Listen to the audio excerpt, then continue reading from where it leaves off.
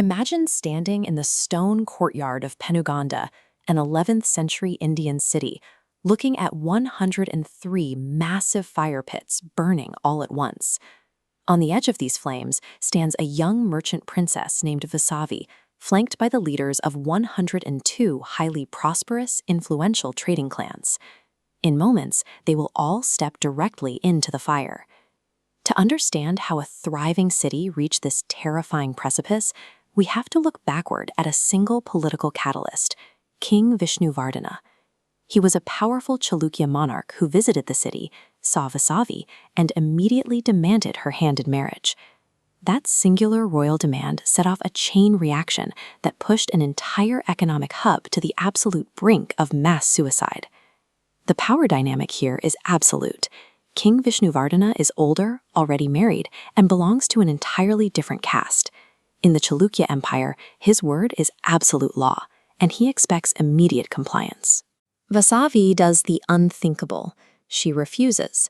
She makes it clear that she intends to protect her personal autonomy and dedicate her life to spiritual philosophy and the arts, not a forced political marriage. The king treats this rejection as an act of open treason. He immediately mobilizes his massive royal army, dispatching them to crush Penuganda and take the princess by force. Her refusal shifts her instantly from a quiet merchant's daughter to a high-value political target. Her family and the entire city are now squarely in the crosshairs of royal annihilation. As the army approaches, Penuganda's Vaisya, or merchant community, holds an emergency council. At this time, the community is strictly organized into exactly 714 gotras, or distinct family clans. Look at this network map of the city's population. When the council votes on how to respond to the king, 612 of these clans choose compliance. They argue that handing Vasavi over is the only mathematical way to protect their lives and their lucrative trade routes. They take their vote a step further and immediately flee the city in fear. This mass exodus creates a sudden, devastating demographic void that leaves exactly 102 clan leaders who refuse to run. They stand firmly with Vasavi, deciding that a woman's dignity is not a currency to be traded for political safety. This ideological split permanently fractures the Vaisya population map. It leaves a tiny, isolated pocket of loyalists standing alone against an incoming empire. Vasavi rejects the idea of a traditional military defense. She knows that pitting 100 merchant families against a royal army will only end in total slaughter. She proposes an alternative strategy, Atma Balidana, or self-sacrifice. It is an extreme execution of ahimsa, the principle of nonviolent resistance. By taking their own lives, they deny the king his prize without shedding the blood of his soldiers. At the edge of the fire pits, the historical record gives way to the mythological. Texts describe Vasavi revealing her cosmic form as Adi Parashakti, a supreme, four-armed goddess offering fearlessness and divine blessings to her followers before the end. Vasavi and the 102 leaders step willingly into the flames as the royal army finally breaches the city.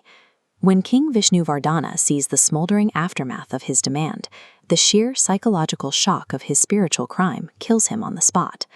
By choosing the fire, Vasavi subverts the king's entire military apparatus. She destroys his royal legacy in a single afternoon and elevates herself from a mortal princess into a deity. The smoke clears. The king is dead, but the 102 Nwadal clans are decimated, leaving orphaned youth behind in a hollowed-out city. They face an existential threat.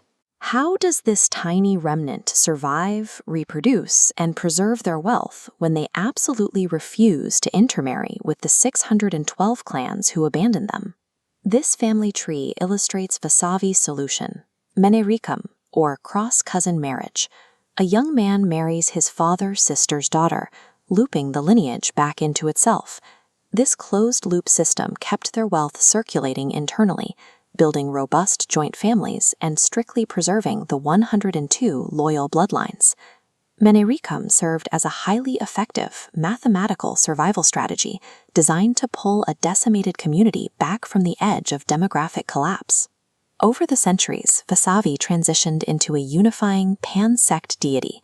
Today, Shaivites venerate her as an incarnation of Parvati, Vaishnavites as Lakshmi, and Jains honor her as Shanti Matha, the Mother of Peace. Look at the scale of this complex in Penuganda.